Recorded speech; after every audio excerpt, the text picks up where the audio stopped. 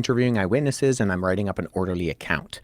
And so he's saying, I'm going to use these methods that are expected as good history of my day. I'm not an eyewitness, so I'm going to try to find the people who are eyewitnesses, and I'm going to try to encapsulate this within a document that communicates what is being written.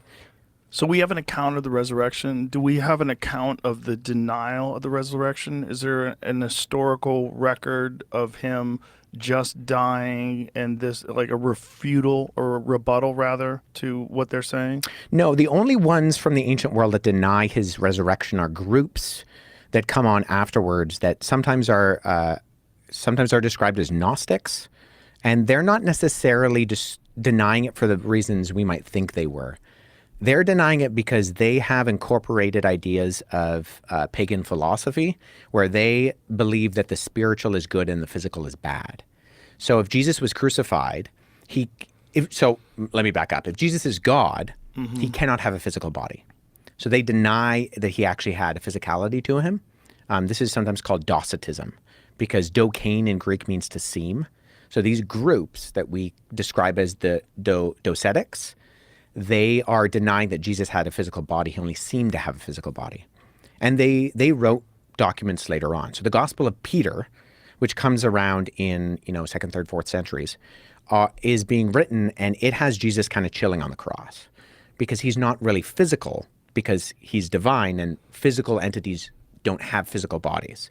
So we don't actually get like a concrete denial of his resurrection in that way until you get things like the Gospel of Barnabas in the Middle Ages, which is it's actually the document that Billy brought up to me in the conversation we had, is the evidence that Jesus was never crucified, the Gospel of Barnabas. Well, Gospel of Barnabas is 15th century. It paraphrases Dante's Inferno. It's not an ancient document.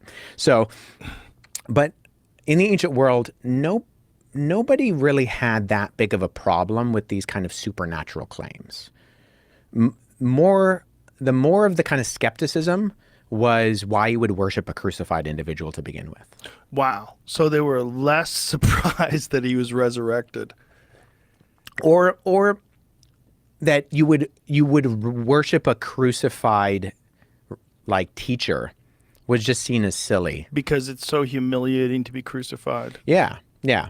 And that like a God would let himself go through this. Right. Like what are you talking about? In fact, the ancient world didn't really have a problem with supernatural events. There is an ancient writer who mocks Christianity, and he particularly mocks Christianity in saying that, of course, Jesus did miracles because Jesus had a childhood in Egypt. And he goes, all of those Egyptians are magicians anyways. So he just learned the magic when he was a child.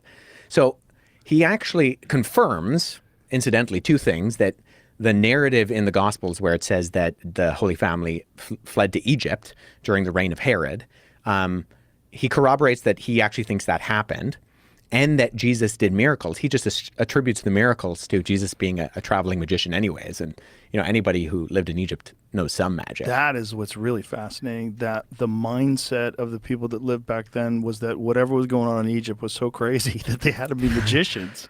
Yeah. Yeah, but everybody believed in supernatural events. Like there's no such thing as like a secular work in the ancient world. Even Plutarch, who's one of the most famous biographers in the ancient world, he wrote 90 biographies, of which 60 still survive today. He was a priest of Apollo.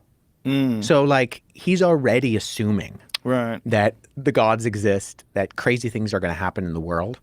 And so they didn't have a problem with people doing miracles or crazy things happening. Well, that's also why it's so interesting trying to put your mind into the context of people that lived back then when you try to interpret what these stories were all about, because they did believe in things that weren't real.